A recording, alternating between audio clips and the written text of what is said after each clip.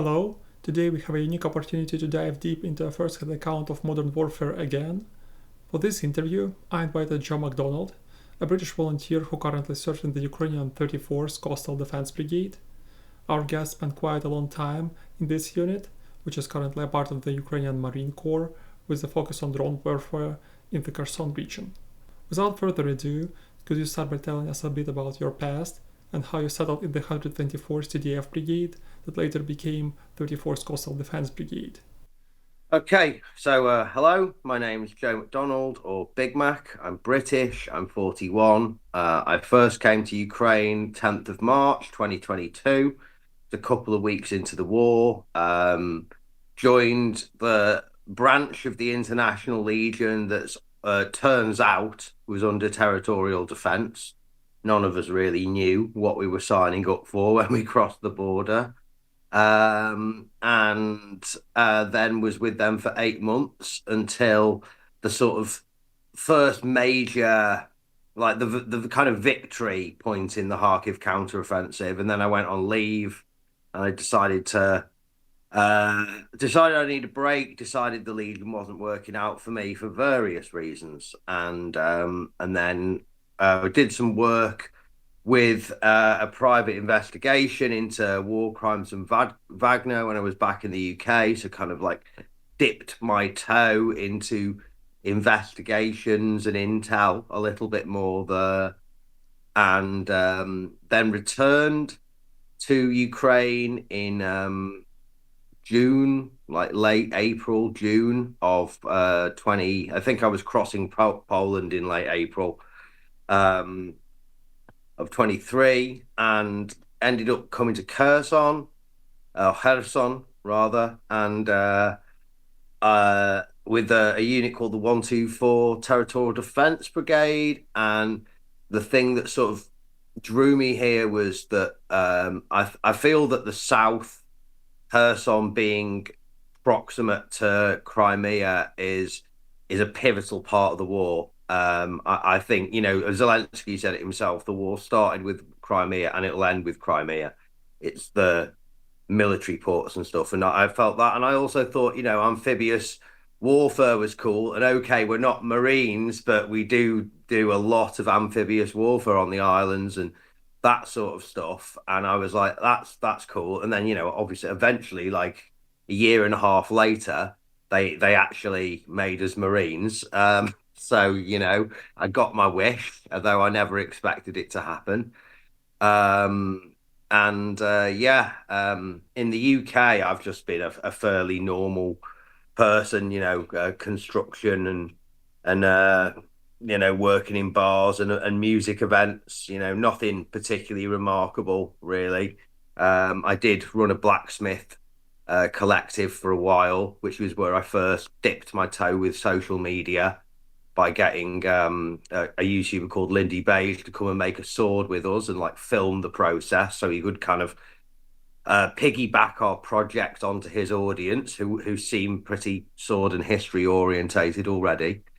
And then I did a interview with him when I left the lead. Well, before I came to Ukraine, like at Heathrow Airport, I did a phone interview with him. We couldn't get the Wi-Fi to work good enough for video, and because we made friends when he was making the sword with me, and we did that. And then when I came back, because I couldn't do an interview like the entire time I was in the Legion, we stayed in touch somewhat, but there were rules against it, and there was this awful person, Eliza Falk Mockingjay, who was like in charge of the media of the Legion at the time. Also a known con artist. That's how much vetting there was. You Google that person's name, and there's international news stories about them. In ABC Australia of her being a con artist, but somehow she got in charge of the Legion Fund and the media. But I digress. I couldn't do an interview the whole time I was in, and when I came out, I did an interview with Lindy Beige again, and a series of them. And the first one went really viral.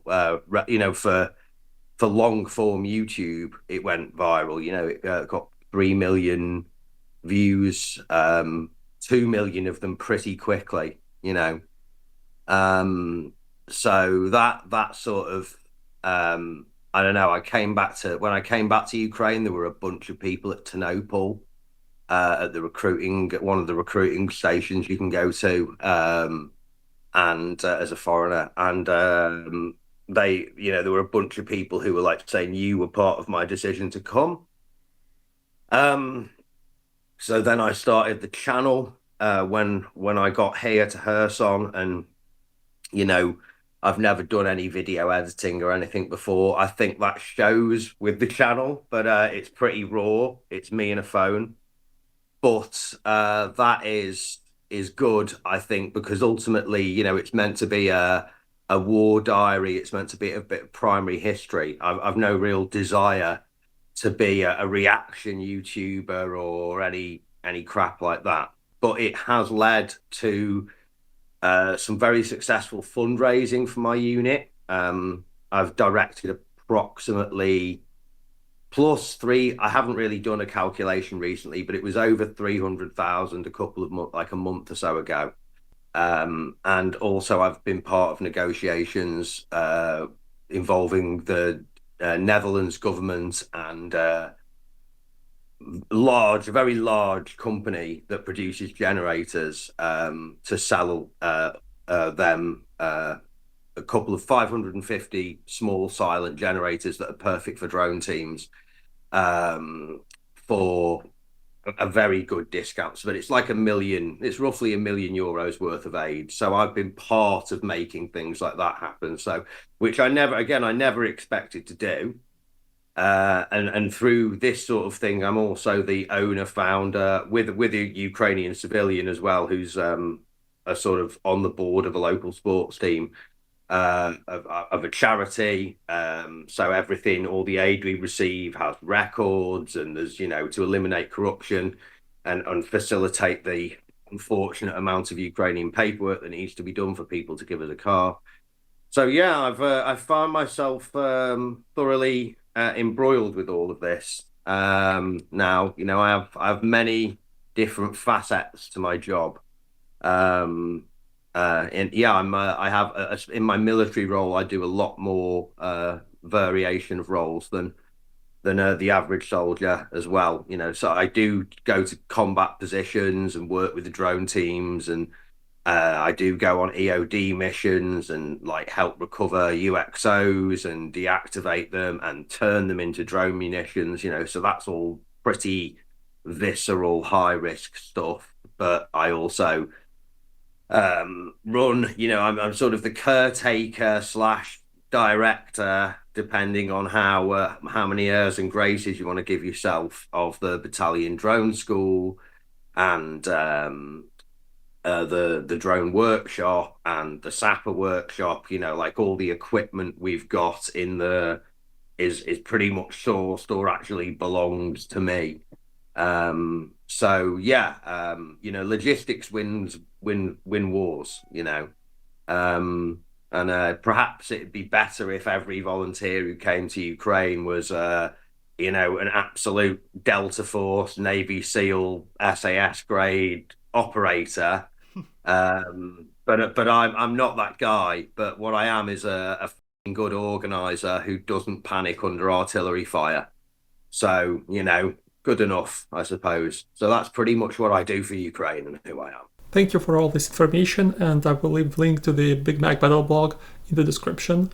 It's also the main way BigMac helps his unit, so make sure you check it out and help with fundraising if you want. Yeah, thanks. Yeah, I pretty much directly spend the money on drones, night vision, thermal sights occasionally. I like our machine guns to have thermal sights because it makes a hell of a difference if you need one.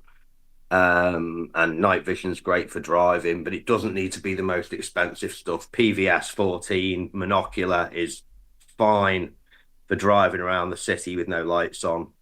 And and then keeping vehicles on the road. Ukraine's roads are tough on vehicles. As people, people worry about AI weapons, and I've even had people ask, do you think we might see something like the Terminator? I'm like, well, I've seen Ukraine's roads and ditches and fields like completely destroy a Toyota Land Cruiser in like 18 months. There are very few English speakers in my battalion and brigade, and only one or two who are like really fluent, and they're A, very busy, and B, maybe just aren't inclined to engage with social media. Many Ukrainians have a reason not, and the charities and stuff. Many Ukrainians have a reason to want to keep a low profile. Russian retribution for everyone being a factor that to be considered, and also people have families in the occupied zones. So I'm a useful foreigner to have here because I can engage with all the English speaking world that wishes to help Ukraine and know a bit more about Ukraine. So, brigade in which you served, 124 TDF, one went through the transition and turned into Marine unit. During this transition, did your unit receive some extra equipment or training to prepare for island warfare and drone operations, or was it just a natural transition since you spent a long time on this front line already? I wouldn't say it was one or the other. I'd say it was a mix of both. Like I think the decision to make as Marines was like south of us are Marines, north of us are Marines. What do you do? Amphibious warfare. So we're doing exactly the same stuff as all the other Marine units in the area. So there was that. The process has been fairly slow. Like I guess they told us about it. I'm trying to think. We're talking like maybe like back in September or something. We first got told like we're becoming Marines, and at the time, Krynky was still going on, and we were like, don't like the sound of that at all. Um, but fortunately, Krynky ended, and we didn't get sent into that horrible bloody meat grinder. So, but we are proud to be part of the Ukrainian Marines and Navy now, and we have had.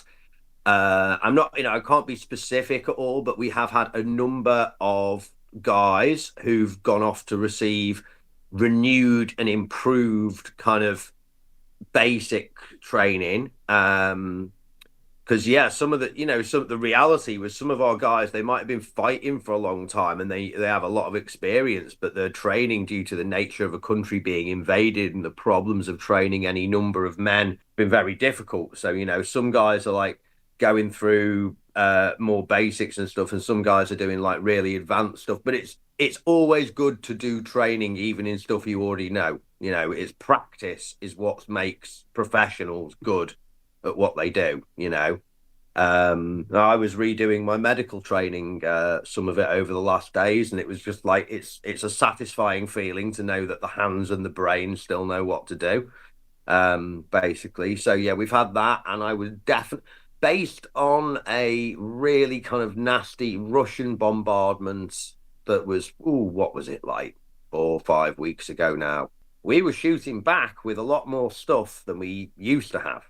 You can hear that, you can hear it, oh, that's coming from behind me. So, that's good to know, basically, that we've got some more guns. And I sincerely hope that the some of the 150, or was it 250 artillery pieces that Britain and France are sending together are going to end up our way, because that's what really makes the difference. I'll say one thing for the Ukrainian artillery crews, even without M777s and the fancy artillery, they really are a lot more accurate than the Russians. They genuinely are, all of them, and I think that's just come from the like enhanced learning based on like need and desperation. So yeah, our boys our artillery guys are snipers. I wish we had more NATO mortars over here, because the old Soviet tubes are they're not the best anyway, and they're all worn out. So, and that's one of the tough things is everything gets worn out. NATO, the rules for artillery guns, how we're meant to use them is maximum 9 shells an hour, and that's just not possible. When you get in major Russian pushes, there's guns shooting 300 rounds in a day. And then that M777 becomes a D20, basically becomes like an old used Second World War field gun. You mentioned mortars. Aren't they perfect targets for, let's say, FPV drones? It's difficult to locate like that first round, or at certain times of day and under certain conditions, you'll get like a big old cloud of smoke with the first round. But then after that, it's normally like a clean burn, and you don't get a visual signature. You've just got audible. And if it's 7 kilometers away, you could be you're looking at like a 2 kilometer area where your ears think that noise is coming from now. It's a 2 kilometer wide, so they're pretty hard to spot, and they have got like a 120 mortar's got a real punch. Like the only thing, what saved more Ukrainians and soldiers than anything else in this war, the Russians can't make a reliable time delay fuse for their artillery and mortars. So they always pretty much have point impact detonation. If they could come up with something that had burned for just like a quarter or an eighth of a second to give it time to smash through the wall of the house and go off inside, so many thousands more men would be dead, to explode in the trench and not on the roof of the blindage, you know what I mean? Yeah. Thousands more men, but they just can't do it, So thank God at the end of the day, like mortars and heavy weapons are still even tripod mounted heavy weapons are still a really vital and dangerous part of the battlefield, but you have to be quicker. You can't just stick a machine gun down and put a ring of sandbags around it and like hope for the best like you did in the old days. That is death. Mobility is how you use weapon systems like that these days. Mobility and stealth. And 120 mortar tubes, if you don't have the wheels on them, and the track, are very stealthy. They're very easy to camouflage. Chop up, machete a few branches and drop a few rounds down the tube, and then branch over again. And by the time we've got a drone in the air, we don't know we don't know where you are. Could you tell us about the most dangerous situation you found yourself in? I've been so close to the explosion that I felt the blast. I had a bit of a headache afterwards, whatever. Bits of masonry have fallen on me. That kind of thing's happened like well over 100 times now. And I have had like a sort of period of illness, basically, with a thing they call a TBI, like a traumatic brain injury, just like 50% intelligence and not very useful for a bit because of it. So, but I don't know. The times I've been most scared in Kherson was like getting chased by an FPV when I was at work, when I went out and it hit a tree, and like thank for that, that's a good advice for hiding from FPVs, which sound different to Mavics, is even if it's got a wire guided thing or not, sort of keeping moving and running around, trying to get like wires and tall trees and buildings into the mix, things it can hit. That's your best friend, and if it's a Mavic, don't stay still, because Mavics can only hit you if you stay still. Good advice for the modern world, that is, bizarrely these days. Okay, approximately a year ago, Alexander Syrskyi replaced Valery Zaluzhny as the commander-in-chief. Since then, by many accounts, Ukraine's drone capabilities have rapidly expanded. We have seen reports about both drone production hitting numbers like 1,300,000 drones annually, as well as drone battalions turning into drone regiments and whole brigades, even. How do you rate these changes? I think Zaluzhny is very popular in Ukraine. And Syrskyi, I think, is the kind of dude who doesn't care about making friends, you know? And possibly in a situation like this, it turns out that he was the general we needed. I think the 23 counteroffensive was done because of like American and other foreign, apparently friendly, but foreign pressure. Like, go on, we've given you all this stuff. They've been on the back foot for a while. And I think that's what the Russians wanted us to do. We created a few pockets and we didn't really take much back at all. We created some pockets and okay, we generally speaking killed more Russians who were assaulting those pockets than we lost. We've lost a lot of men on ventures like that, and that was all under Zaluzhny. And Syrskyi was in charge of some of it, but he wasn't like creating the policy. He was just carrying it out. Um, so yeah, I think the creation of the unmanned systems force is a great idea. I think the fact that I'm not sure if this applies to the whole military, like, because no one tells me these things, but it came down to us that, see, when I was first here, drones were like a sort of four-man element within an infantry company or platoon. I think maybe there was a couple in Roma's company commander. So who else? Yeah, like only like about six guys or eight guys out of a company when I came here. And then so the across like a battalion, that means maybe we've only got there's a few more older guys floating around. But yeah, we got like 20 drone operators or something like that, for a battalion. And now it's like we've got a whole, the theory is, first it became, right, we're going to have a drone platoon, but it's going to be a big platoon with the idea for it to be 40 people. And then, so essentially like three more teams of pilots plus admin staff. And then now it's been like, nah, drone company.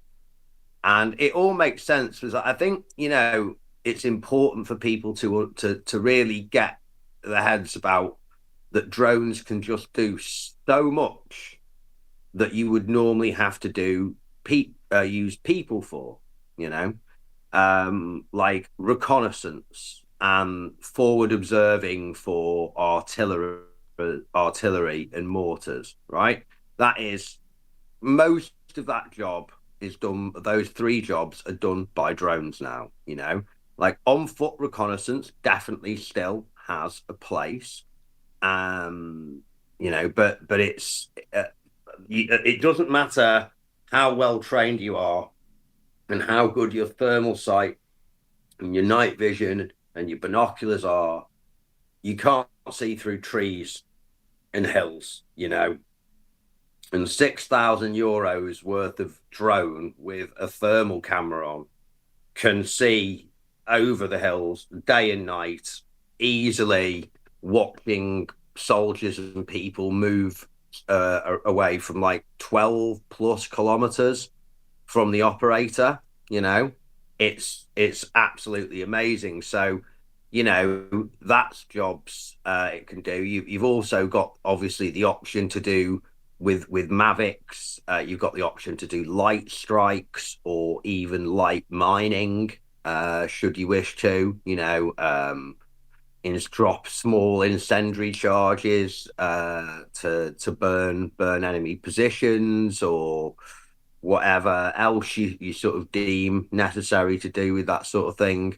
And then you've got, FPVs, which in a jammingless and good signal setup space have got the capability to go out to like 25 plus kilometers carrying a couple of kilograms bomb. And, with that kind of thing, and that sort of platform with the big battery, 10, 12 inch, maybe 15-inch FPV if you wanted to really spend the money. then yeah, the maximum that's going to come to is like €2,000 with a thermal camera on it as well. So like the that out 25 kilometers is where everything big kind of either operates or hides. So you've got the big 152 artillery, the grabs, the uragans and stuff like that. That's where, big command and control, big ammo dumps. Just the nature of how long it takes to move trucks around means that that's the sort of proximity to the front you find really big things. So, you know, then of course you've got like bigger, longer range drones, which again we're talking second-hand car prices for things like this. Like this is the ones that are, good. You get a good camera from wherever makes good cameras. You build the drone and do the wiring yourself. And if guys are willing to live on a very humble wage, you're able to produce things like this in Ukraine for like under 10 grand. Meanwhile, we get drones from America and Britain and stuff as part of aid that cost hundreds of thousands of dollars and simply aren't as good for the most part. Some of them are very good though. Shout out to the Hydron. So the fact that the High Command is seeing that that's kind of the best that's the best bang for your buck that you can get out of your soldiers, really. Um, is amazing. Obviously everyone's aware of the speedboats packed full of HE that have been slamming into the side of the Russian Navy. But well, there's other applications, and when it comes to resupply of positions and casualty evacuation, and also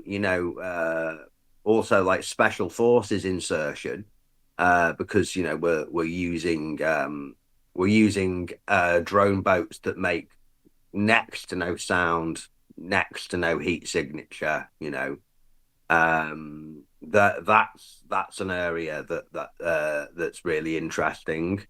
And yeah, there's so many things. There's talk of making there's improvised grabs, perhaps you've seen. There's a couple of them that operate in our area, uh, and Also, we've met marine the chap. drone with that can launch essentially unguided rockets. Basically, you mean these Yeah, ones? yeah. But Okay. they are if you position it correctly and use the ballistics correctly, they're pretty accurate. And it also depends what you want to do with that rocket, what's inside it. But we've been considering making a drone version of one of them, so it can be sent to exposed places we wouldn't otherwise like to go, and then come back. And well, the good thing about grad tubes is they really are just tubes. So, so even if the thing gets damaged, there's not a lot to stop us just, angle grinding them off and welding some new ones on. So that's an interesting project. We'll see if that happens. And also, the AI drones really now appear to be an imminent reality, that's going to happen. And I am, on the fringes of helping with projects in that area, which obviously I'm very proud to help with. And I'm having seen the demos of what it can do. I'm confident it's going to be useful and effective. Um, but yeah, also, there's part of me that does think, in 30 years from now, when I'm living in the sewers with my son, and he's asking me why is life like this. I'm like, well, we were low on shells, and the Americans had left us in the shit. So, we unleashed the killer robots on the world. I'm sorry, mate. More grilled rat. You know, yeah, but what can you say? Like that's very much the reality of it. But ultimately, unguided, unthinking munitions have been killing their own side and their own civilians for hundreds of years now. So, there's always the chance that the smart ones can be taught the difference between a bus full of grandmothers and a bus full of soldiers. So, maybe this is where we start to try and implement some more realistic image-based version of Asimov's principles. I was one of my inputs to the developers was like, you do realize like when you're out in the mud and your uniform's full of forest dust and stuff like that, there ain't, especially when it's been raining, visually speaking, you can't tell the difference between a Ukrainian and a Russian, even when you're watching videos on your phone sometimes. I mean? I'm in the Ukrainian military and have been for a couple of years, and sometimes I'm like, I can't really tell, to be honest, right now. If I was a drone pilot, I'd be like, I definitely need to confirm before we blow that up. So if I can't tell, and I've asked other users like, are they? And they're like, oh, basing it off listening to what they're saying. And of course, well, drones don't have microphones. So you can't hear what the enemy is saying when you're actually flying a drone. So yeah, that I really hope that a lot of thought has gone into that, but it's about using them in controlled areas, and overcoming the signal jamming problem. That's the real thing. And also a degree of sort of, it's got more of a bird's eye view of it. It doesn't have that tunnel vision that the pilot would get flying in FPV. So if it suddenly notices that there's a TOS one in the field, it'll go and leave the BTR alone, and go after the more high value target, which is brilliant. Because I've seen quite a lot of FPV missions where the pilot's got tunnel vision, and they've gone and like blown up a blondage and not noticed that, like, if they'd spent a bit more time viewing the area, they would have noticed that there were like tanks and stuff just hidden in the bushes behind it. So yeah, but we'll see what happens with that. There's multiple units um who have been and continue to be trialing and experimenting this kind of thing. But we'll see how it goes. But yeah, it's an interest. I live in very interesting times and have a very interesting job, and it terrifies me every day. As you touched upon a very interesting topic, we will discuss it a little bit later. I also want to ask about Russians. What are their main advantages right now, and what adaptations did they make to the current battlefield conditions?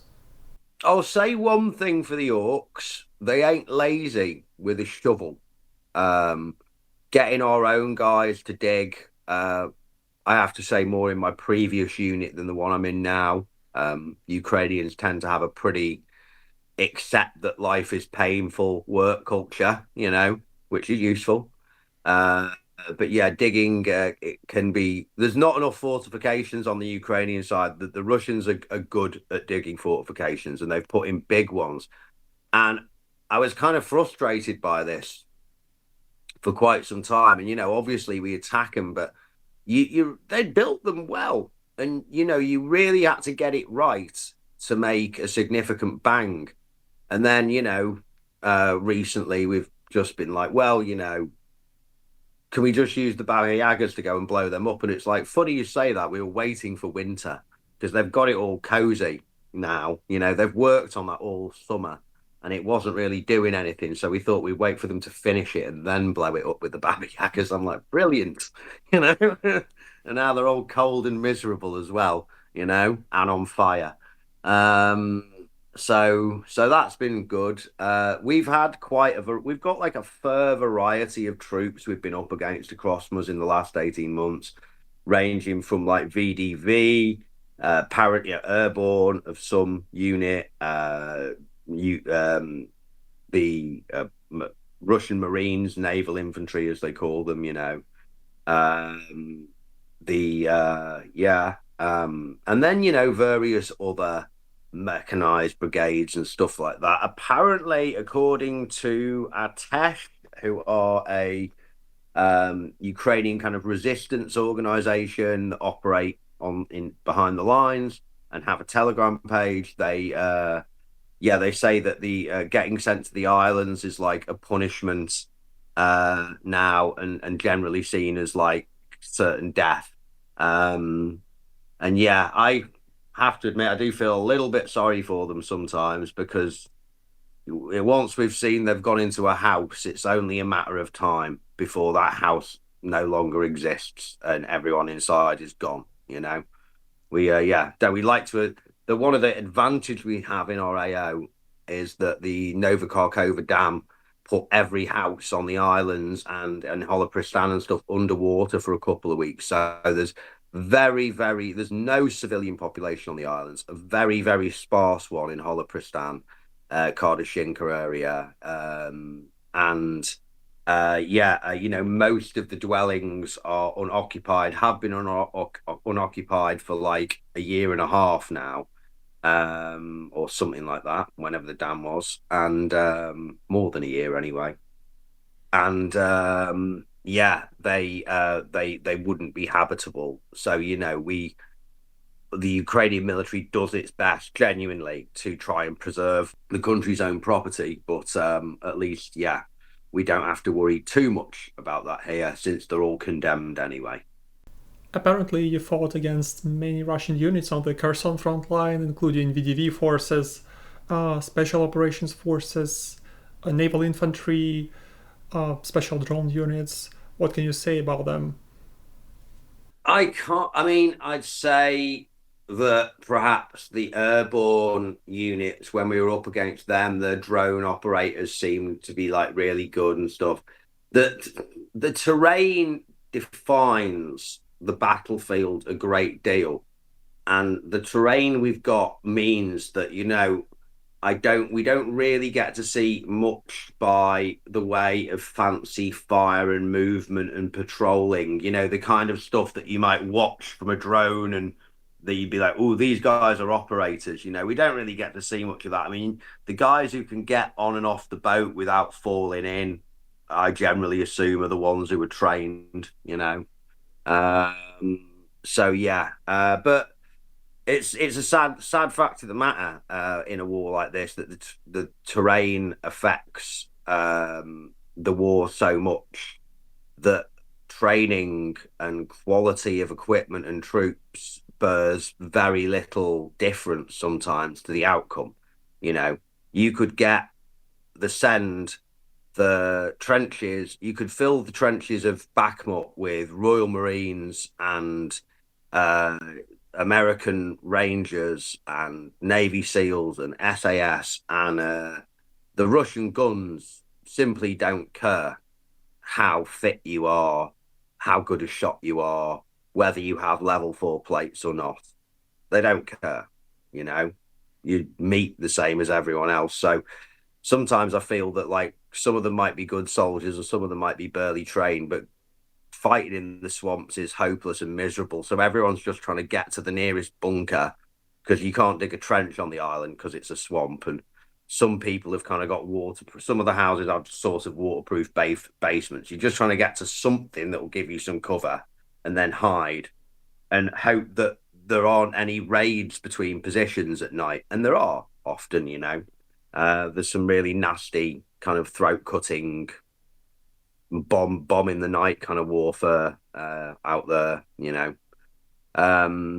So yeah, it's hard to say. I would say overall one thing that the Russians are good at is responsive, accurate fire. Like it would appear that all of the infantry guys down to a junior NCO level have some kind of knowledge of targeted areas or something like that, or a good, they have a map and they understand how to get coordinates of an area and then can pass that on and get responsive fire from mortars or artillery inside a kind of 10 to 15 minute window usually. And I've seen that up in Kharkiv and I see it down here. But yeah, the biggest problems the Ukrainian army have got is we are shackled by a Soviet sort of bureaucracy and admin system, and to an extent, the ex USSR kind of generation who managed that. And thank God that the Russians have got the same problem and worse, but are making no attempts to change it. Like, thank God for that, because the success of every enterprise often hinges on the bureaucracy and the admin, you know, and ultimately a military is an organization just like a company at the end of the day, and it really affects how things get done. So yeah, that's the thing people don't consider. Major disadvantage to the Russians and to the Ukrainians for that matter. USSR admin, strongest weapon the Ukrainians have got over the Russians is motivation, and it always has been and always will be. Okay, last question about the Russian troops. So, what is their most regular attack? I know that there are artillery strikes, tank fire across the river, and so on, drones, but what is most typical, like assault on your bank? Well, I didn't. The normal sort of procedure to doing is one, two, three boats with four, eight, 12 guys will launch. Sometimes one of them might be like kind of distract us or something, you know, and then they'll disembark guys to some position on the islands. We'll be trying to like hit them with mortars, and if we've got anything else around, drones as well, you know, if we've got any other artillery. And maybe our guys who are already in position on the islands will be shooting at them. And then that works pretty much the same way for us, only normally there's way more artillery shooting at us when they when we do a troop rotation, you know.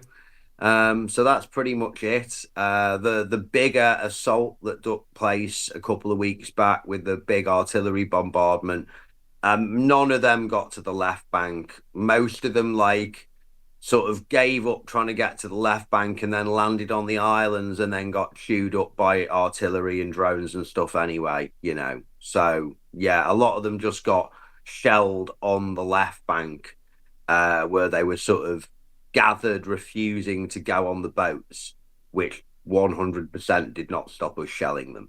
I'm sure you worked with many other Ukrainian units and in particular drone units. So I wanted to ask which ones impressed you and were a great resource for, let's say, learning from.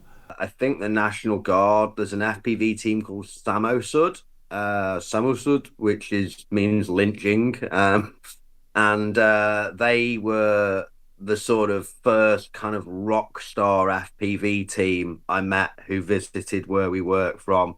And they had like, you know, three teams working all at the same time from the same place, all with different signals.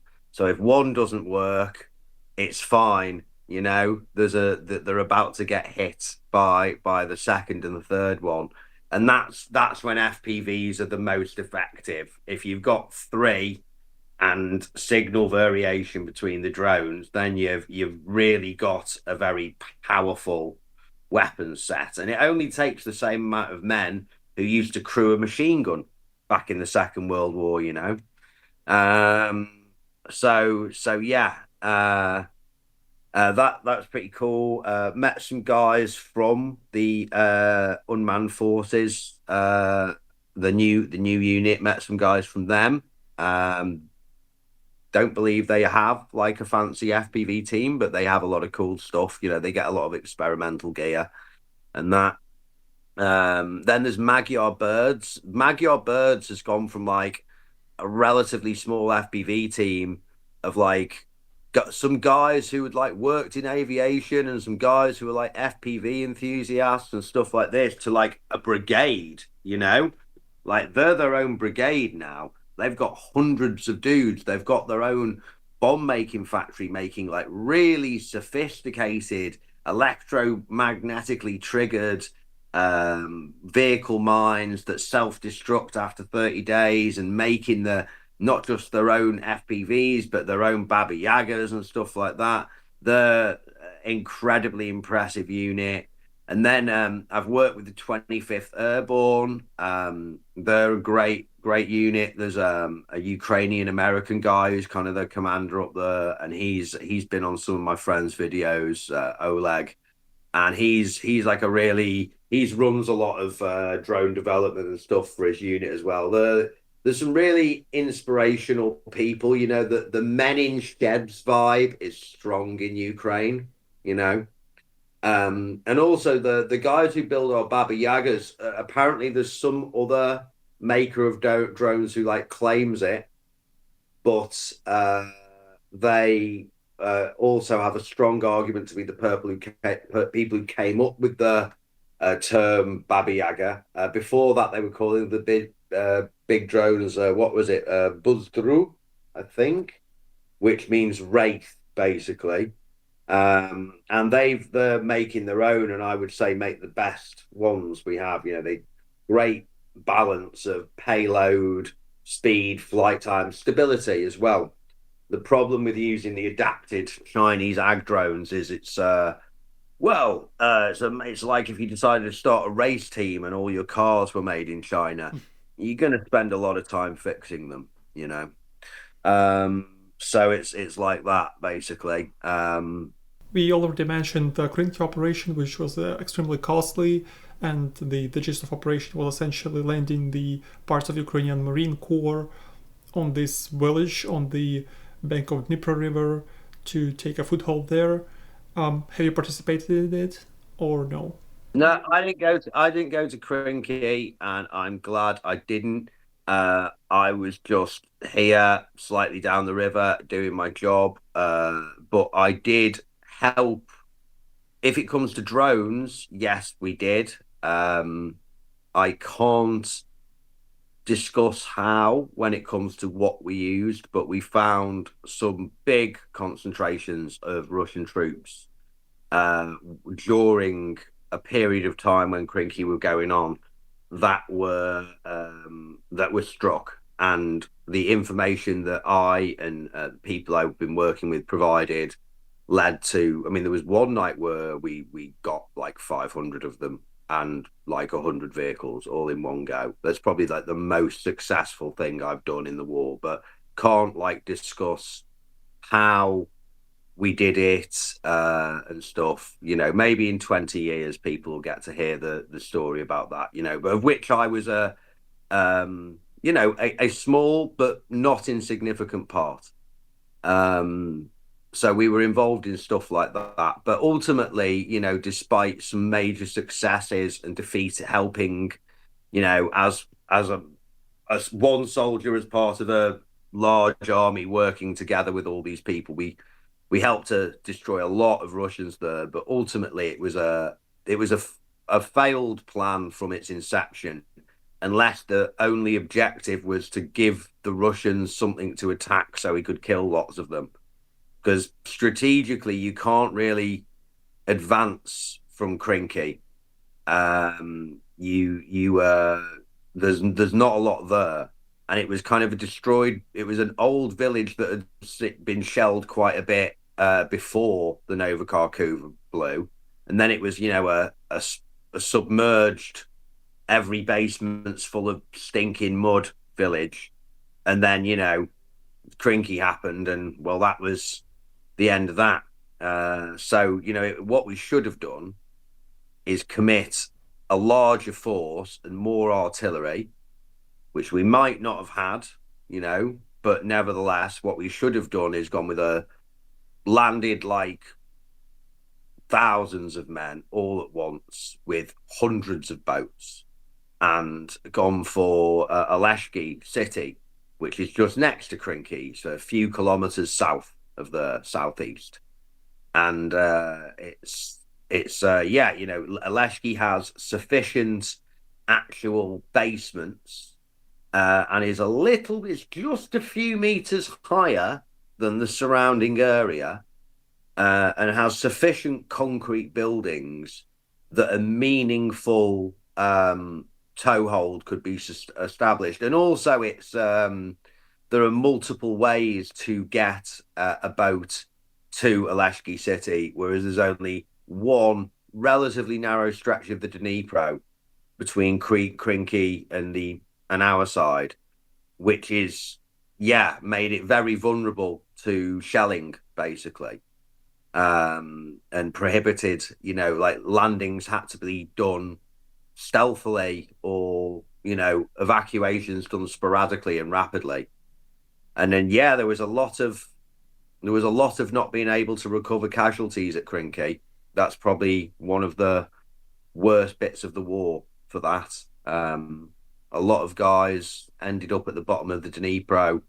A lot of guys got left out in the mud, and then that mud got hit and hit again, and then what is there to recover? So it was the general in charge of that was removed from command, but after the second in command of Azov wrote to the president and said that he was responsible for killing more Ukrainians than any Russian, and I agree. And I only wish we lived in a time where you could basically lock him in a room with a crate of vodka and a Makarov with a single pistol bullet in it. I think that would be appropriate.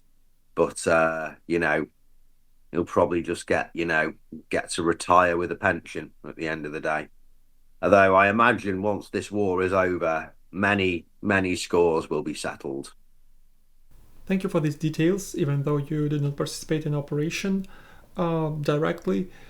I also wanted to ask about drones, and specifically about AI-operated drones. So I don't want to ask you directly when the AI drones will be there and will be destroying things and so on, but just in general, could you estimate what percentage of overall needed technical work was done? What is progress in having fully autonomous drones that can spot and destroy targets without any pilots?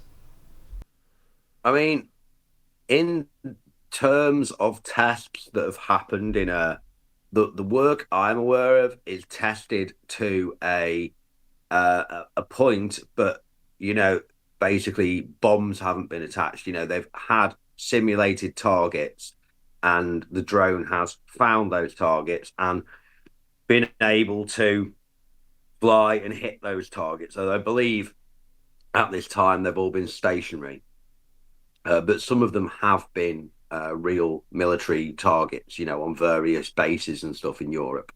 So they exist. How well they're going to perform out in the real world at longer range in inopportune weather conditions, which affects what sensors and cameras can perceive quite strongly sometimes. Sometimes it completely overwhelms them. For instance, drones do not like flying or landing in the snow. Their little brains panic. All drones don't like it. AI drones are a reality now, but also another reality is batteries need to be recharged. And that you can set up parameters so they only attack anything within certain waypoints. So you don't have to worry about them coming back. You can also fill them with a do not attack inventory of things like grandmothers at a bus stop, children playing in a park, soldiers in friendly uniforms. You can teach them to attack that. Although what it's going to do about multicam is confused. I asked about that and I didn't get answers that I really understood. But a lot of Russians were multicam and a lot of our guys were multicam. So that's why we all end up with yellow tape on our heads in a battle. Okay, could you tell us what is the average number of FPV drones needed to destroy targets? Of course, this question depends on many variables and weather and countermeasures. I also want to, since we mentioned weather already, I want to talk about countermeasures a little bit. How do they affect? We've heard that some may use shotguns, uh, jammers, other stuff. What can you say? It's just because they've got jammers, just because they've got shotguns. I mean, like it depends. It's all about time. There's all kinds of factors in it. Like especially when people are saying there was some channel, I think it's like Military History Visualized, and they had a sounded like an Austrian dude on there who was talking about using FPVs in Ukraine, and he's saying, "Oh, it takes like four," and the way they kind of portrayed it, it was like people were surprised. It's like you need four FPVs for every hit, and it's like, well, yeah, but they sort of portrayed it to be like every kill. So I'd say it's like one out of four gets through, probably on average. That's probably about right. But a lot of these units, it's all about the context of where you're operating in the front. A lot of units are doing much longer range missions, out on these big flat plains out east where there's not really any towns and stuff. There's way less jamming there, so you can like get around it, you know, and you can move around the jamming and go on much longer missions from there. And because of that, the guys are often, they're going for like a heavier battery than they are a bomb. But that's still a viable tactic for us. Our mission, or like main area AO, is like the way to the left bank of the Dnipro, and then 5 or 10K beyond that. And we're starting to encounter bigger, more interesting targets there. So yeah.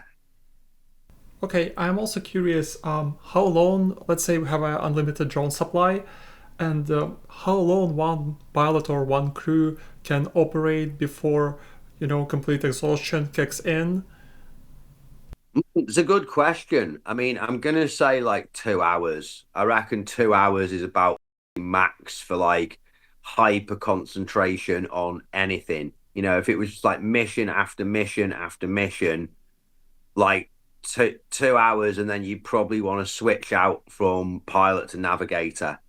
But I'd say generally speaking, when I've seen bigger groups of guys working together, that they'll like, they might like switch out every mission, or they might switch out like once pilots destroyed one target, they'll switch out to another dude. Then give everyone a chance to get some time on the joystick. Time behind the lens in actually destroying targets. I also wanted to ask if there is some kind of a specialization for each drone team. Let's say you have a Mavic team, you have like FPV team, you have Baba Yaga team, or is it implemented that everybody can operate anything if needed? Yeah, some teams are just Mavics. Some teams are Mavics and FPV. In fact, all FPV teams are going to have spotter drones and FPVs. Our Baba Yaga team also does Mavic shifts and Mavic bombing. Because we ain't using the Baba Yagas are for like, right, we've worked out you know, there's this, and we're gonna go out and we're gonna smash like 3 or 4 kind of entrenched positions in a night, you know. But if you do that every night, all the time, they just start bringing those like shoulder launched anti-air missiles out, and the bastards are there waiting with it in hand. So, it's like hit a bit, pull back, go and service the Baba Yagas, give it a few days or a week, go and hit them again. But Mavics we run all the time. And yeah, we've got guys who, so basically everyone's going to be a Mavic pilot. Like that's your bread and butter. And now, we're looking at like fixed wing team now as well, which I'm very enthusiastic about. I'm very enthusiastic about acquiring longer range targets and cooperating with Marine Corps artillery on this. Because of in the past we had different assets, and as I said at Krynky, we had some real successes. Have you encountered FPV drones with fiber optics? We'll see, but no, I haven't really been there. I don't think because of the way the land lies, that they are in an optimum position to use them on us at all. They also come with some drawbacks, like obviously if the wire breaks and it's not the strongest thing in the world at all, then the drone just drops out the sky. So while if an FPV that was running off a signal, that thing could slow right down, and you've seen the videos of the guy getting chased around in a circle, and with a wire guided FPV, if you could just sort of find a couple of trees and like run around in a circle, you'd probably be all right. They do come with their own limitations, like what Ukraine has lots of overhead wires for buses. So if you're driving down a street with things like that, where you pretty much know a wire guided FPV can't get you, poplar trees are also nice, tall and get in the way of stuff. Realistically, the maximum range on them is going to be like 12 kilometers max. I haven't heard of anyone suggesting they'll be able to go further at this time. But hey, perhaps monofilament spool technology will improve, so it does half the distance that although in all fairness, most FPV work, I reckon, happens at between 7 to 12K normally. Longer than that is a less regular, certainly. You also mentioned fixed wing large drones for deep reconnaissance. I assume you meant something like shark drones, correct? Yeah, there are I'm not going to say what kind of fixed wing drones we've worked with and stuff, but there are longer there's a variety of fixed wing platforms out there, and we are building a team towards that at this moment in time. They're mostly recon ones, but some of them do have some drop capability, and could be used for kamikaze. Which is good, but you really want to like know that you're good enough to hit the target when you're going to crash 140,000 or 150,000 or a $50,000 drone. It's a big step, because if you crash, it's like I do relatively okay for donations. I definitely want to scale it up because I now have a company and not a platoon to think about. But normally I could, if we need another 10 or 20 FPVs, I can like afford that. But yeah, crashing a 500 or a $1,000 drone is one thing. Crashing something that's like a house or a brand new executive car is a whole different ball game.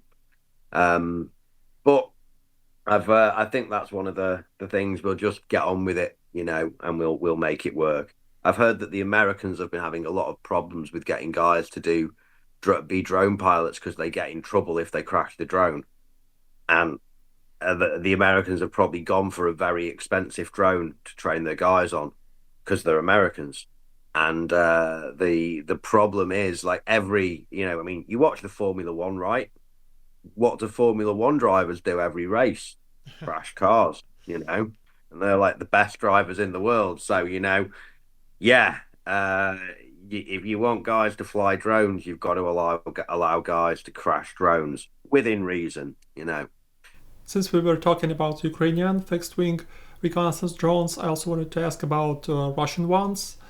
For example, Orlan's, Zala's Supercams, and to add to that, we can also briefly talk about Lancets, which are strike UAVs. Orlan's and stuff are like over us all the time, but also they require a much higher level of coordination to make things happen with. So I think they generally use the Orlands for like building up a kind of bigger picture of our activities, trying to suss out if we're using X, Y, or Z place, over multiple missions and time. And I think, I mean, I've had a Lancet.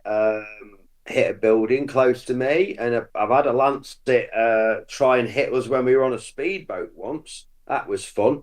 Just didn't know what the hell this great big thing streaking down out the sky was. I thought it was a Caliber missile for a second. I was like, oh, we're dead. But they've got a pretty big warhead on them, but it's not a missile warhead at the end of the day. Um, I've got a missile warhead at the moment in one of our sheds from a KH 69 caliber missile. Well, seems a waste to melt it down for individual drone bombs. So part of me wants to just put it on a boat and send it across to the other side. If they ever try landing in large numbers, perhaps that's what we'll do. You know, our resupply and humanitarian evacuation drone boat can serve quite another purpose then at that moment. I also wanted to talk about the family of drones called Baba Yagas. You apparently have plenty of experience with them, so I wanted to ask how they're different from regular agriculture drones and how agriculture drones are turned into Baba Yagas. How this process works.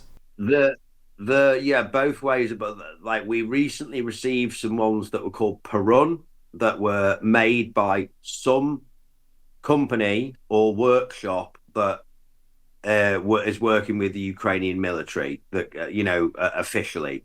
So they're like a new thing, and there's quite a lot of them been handed out.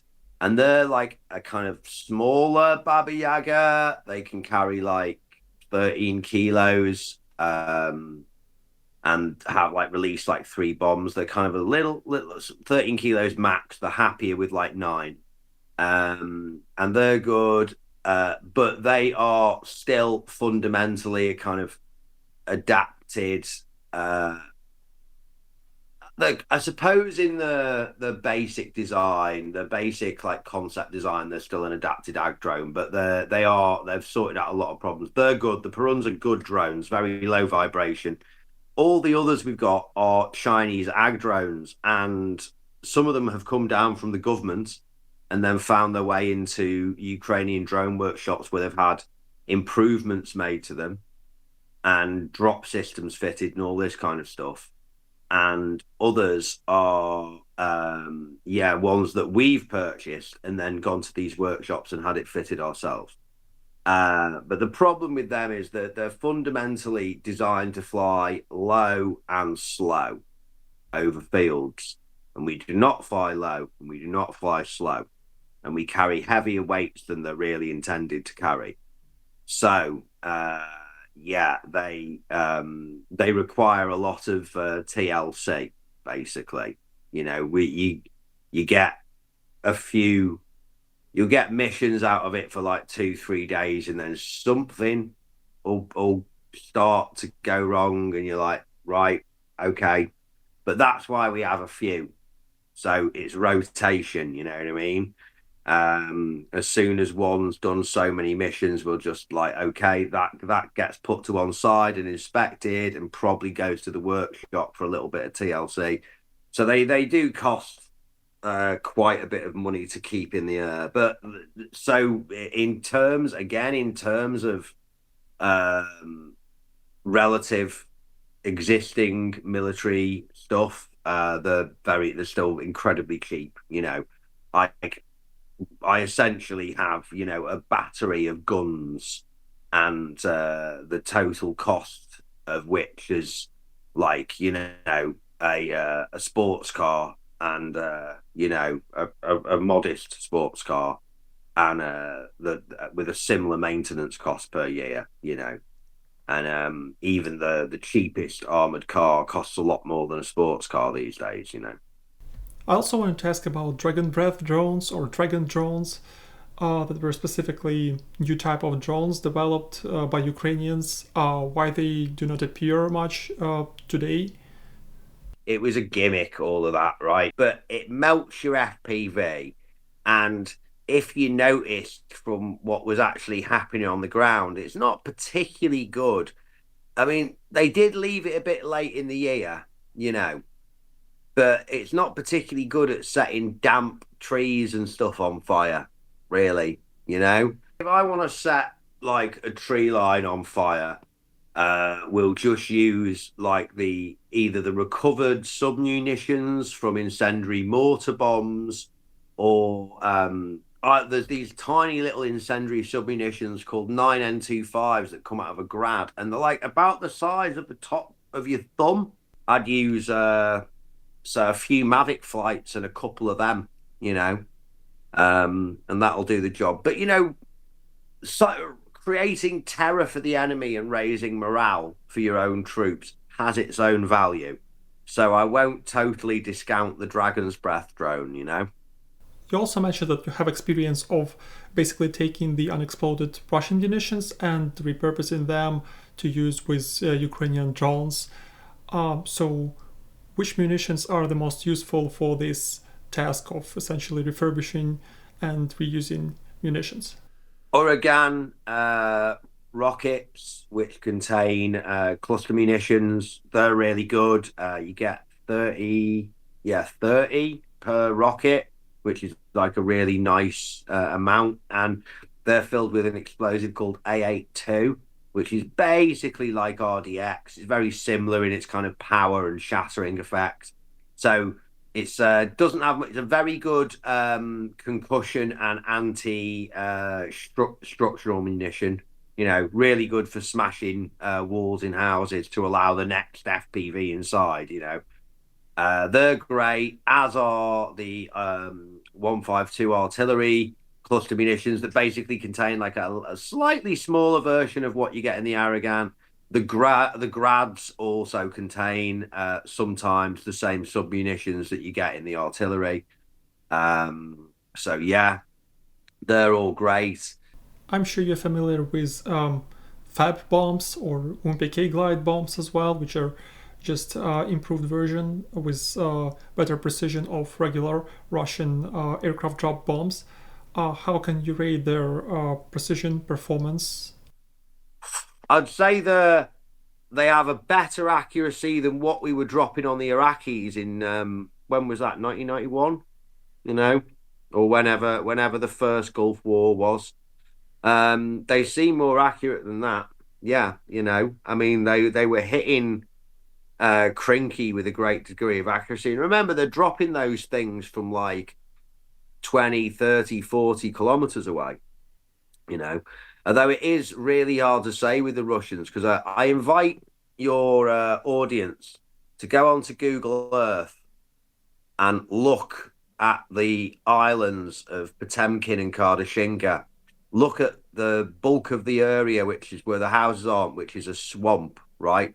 And just see how many shell holes the Russians have put into that. For what reason?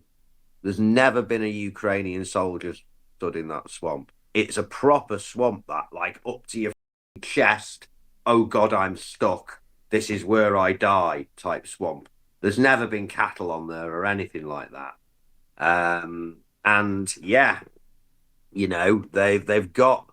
I think I seriously believe that they just get vague orders like shoot at the Ukrainians, and they're like, has he given us any coordinates? No, he's just said fire at the enemy. So they just sort of point the guns in a vaguely westerly direction and drop 10 rounds down the barrel, and that's them done for the shift, isn't it? And I think that. So I think possibly even the Russian Air Force does that sometimes as well. They're just like chuck a couple of bombs into that vague area where we think Ukrainian soldiers might do something. Thank you for going through very interesting details about different weapon systems, especially drones, since you're an expert in that. Now I want to move to the our final questions, which will be basically focused on more general stuff. And my first question will be: do you think that Russia really wants to retake Kherson, or they just want to, inflict casualties and that's it? I do. I think there's not going to be a peace of any sorts. If there is, it will immediately be violated because we've certainly got a lot of partisans, both Ukrainian and Russian, on the other side, and there's no just putting down your tools and going back to the day job for them. That isn't an option, you know. So it'll get violated by us or them one way or the other in no time at all. I think in the summer, though, taking Kherson is massive. It's not the biggest city in the world, but it does mean you own the mouth of the Dnipro, which means that you control everything. You know that they can't, because of canal systems. You can get freight in barges all the way from Kyiv to the Black Sea, and they won't be able to anymore. There's also shipbuilding facilities and ports and established natural and semi-natural docks here, you know. So you can, yeah, like commerce, shipping, that's worth billions, you know. They want it back, basically.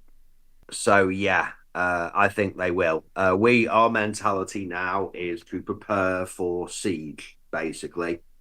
And I'm already putting steps in place to create, you know, our own little underground medical facilities to supplement the ones the battalion have, to have our own ambulances, to create if any of your viewers are part of Western militaries or organizations, feel free to send me an email through the PayPal link, joecrowpanama@gmail.com. It's how my PayPal works, because I can't do a PayPal me.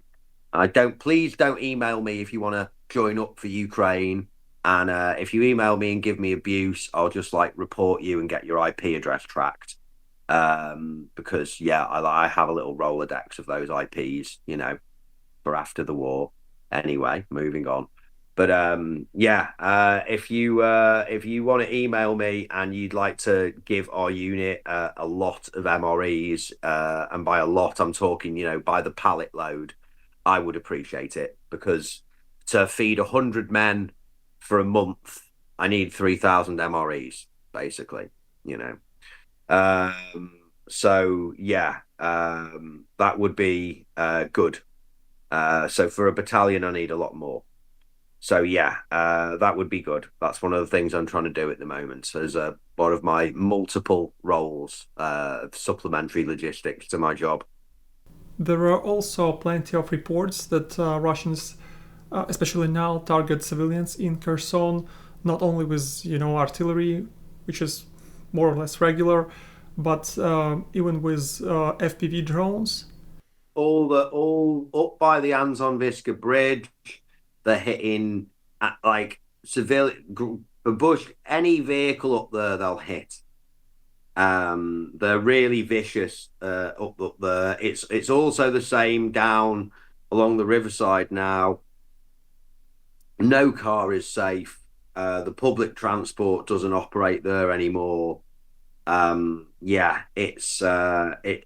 It's blatant terror tactics, you know, and blatant targeting of civilian ambulances and stuff like that. The especially up by the bridge, they're particularly vicious there. We really want to kill those FPV teams, but they are good, ruthless but good at their job. I also, since I see that you're exhausted, I also wanted to ask, in general, what was the longest when you've gone without sleep?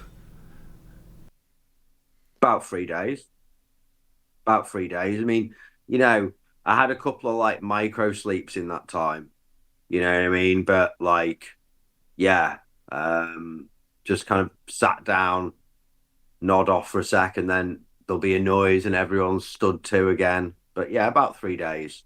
But doing an 18-hour day for me is fairly regular here, you know. Doing, you know, 4 or 5. I mean, I think the worst thing here I did was like nearly 3 months of continuous night shifts. Being in drones tends to mean that you don't have as brutal or as physically demanding a job as the infantry, but you still very much are operating at like mortar team distance for the enemy, and you're carrying heavy equipment. It's very intense. I've been 20 20 months at the front now, and I have days where if they offered me like some, fancy just be a full-time media YouTuber job in Kyiv, I'd be tempted to take it. But I'm not going to abandon my friends or my unit, and I am actually very useful and maybe even kind of uh, critical to the success and advancement of my unit here now. So I'm not going to do that. But yeah, I am tired. I've seen too many friends die.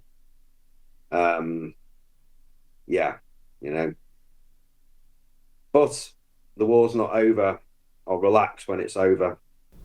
What do you think about the scenario of placing NATO troops in Ukraine, either in fighting capacity or as peacekeepers? I mean, what I'd like to see, like what we need, right, isn't a load of infantry, right? That they're gonna have a use, but that's not what we really need. What we need is them to turn up with their air defense and their artillery and their air force. That's what we need them to turn up with. The like more troops, actual troops, and artillery and infantry and mortars and stuff would also be useful, but potentially might might cause more problems and more like media and public opinion backlash against Ukraine when you know the brave, enthusiastic volunteers go marching in and actually find out really that yes, in fact, this is not Iraq, this is not Afghanistan. Wars against an entrenched peer military with superior, potentially superior, because NATO doctrine is meant to be like you're meant to have a 3-to-1 numerical advantage in personnel on the enemy for all those NATO tactics and all those NATO weapons working together to actually work, right? They're not going to have a 3-to-1 advantage. So, you know, you're off. You're off to a major flaw in how you're meant to implement your doctrine right there, aren't you? Like I said to you, you could get the best infantry in the world and put them into the trenches of Bakhmut, and they'll fare about the same as the Ukrainians did at the end of the day. So people are gonna get a shock. And if we look at historically, the British Expeditionary Force in the First and Second World War went to France. It's this relatively small but highly trained group of professional soldiers. They got smashed. And the Brits who won the segment of the war that the British won were 95% plus mobilized civilians. And that's something that we should remember as well. I think European nations, NATO nations, all need to make a massive effort to make the reserves more appealing in their country, to make it have a meaningful financial or debt relief or student loan relief, meaning in people's lives, so which encourages smart, capable, intelligent, educated people to form a reserve corps that is there ready to scale up a country's military if mobilization is needed. I think that's something that we should really focus on. Okay, let's look at the hypothetical scenario. Let's say we have I don't know, 10,000 of Anglo-French troops stationed somewhere in Kramatorsk. Do you think it's going to be good? No, no, it just wouldn't work. There's too many people who don't want it to work. Ukrainians don't want peace because we 100% do not trust that it will actually lead to a lasting and meaningful peace. It just gives them time to fortify what they've got, build up the reserves, train, have a nice big, because it's super difficult to train up troops while you've got deployed units and stuff. So it gives them a load of breathing space. So yeah, the idea that like Trump and Putin together can pull some kind of Ribbentrop-Molotov pact and just divvy up Ukraine, and its resources, it's like, Yeah, I wouldn't want to be a contractor going out on one of those jobs. I wouldn't want to be for all the 10 grand a week. You keep your money. I know a lot of Ukrainians who can do a lot of really, really dangerous and effective military things, and you would not see them coming. They look like normal guys. That's the thing about mobilized armies, you know. You get all these normal people who used to be school teachers and dentists and design children's playgrounds who are just suddenly, you know, turn into the best killers in the world. That's an excellent explanation. Thank you. And now we'll go to the last question. What do you want to say to Ukrainians who are watching? If I had a message for the Ukrainians who are watching this, I would say, why haven't you signed up yet? I realised at the start of the war, and I realised that a lot of your governments since 1991 have not given you particular faith in the Ukrainian government and legal system. I understand that. I understand that a lot of the generals, especially at the start of the war, were USSR Dolbayot commander. I understand this as well. But the army's really changed, and there's so much more focus on drones and less focus on assault company stuff now. And if you go and sign the contract, you've got so much more of a choice in what you do in the military. And this war, the shoulders of this war have been Ukraine's grandfathers. Your granddads are tired. Your granddads are tired, and your dads are tired. And if you're a 20, I mean, I don't want too young guys, but if you're above the age of 21, this is your future that's being fought for right now. And trust me, life is not going to be any good whatsoever if the Russians win.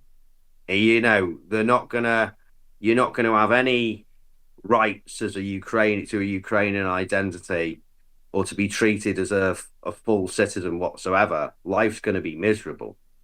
This is a chance to actually allow Ukraine to blossom into the full first world Western nation that it should be.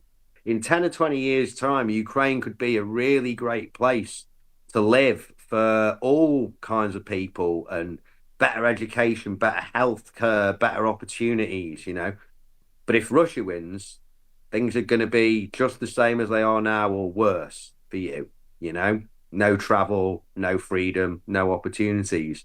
So it's time to go down that office and sign the contract and serve your country, because by serving your country, you're serving yourself.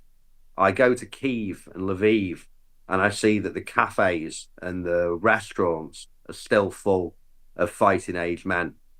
And you might be able to, look me in the eyes and feel okay with making lattes while your country's invaded. But how can you look your own grandfather in the eyes when he's actually fighting out the front? That's what I'd say to the people of Ukraine. Okay, BigMac, thank you for truly excellent interview today. Thank you very much. Today, I and hopefully our viewers learned a lot about drone warfare, about specifically your work, and the Kherson front line as a whole. This interview really helped to fill some gaps, since even in my video about Kherson front line, I had two about Kherson counteroffensive and the battle for Dnieper River. I also want to remind our audience about visiting the BigMac's battle blog on YouTube channel, which is an excellent source of information about this war. Yeah, BigMac's battle blog on YouTube, links in the description. Like, subscribe, comment, hit the little bell, leave a comment longer than 7 words. Donate $5 a month if you want, or more if you're feeling rich, and I'll spend it on drones and smash the pederasty for you. Yes, I'm sure our guest will really appreciate your support. And basically, thank you for watching, and see you next time. Goodbye, everyone. Goodbye.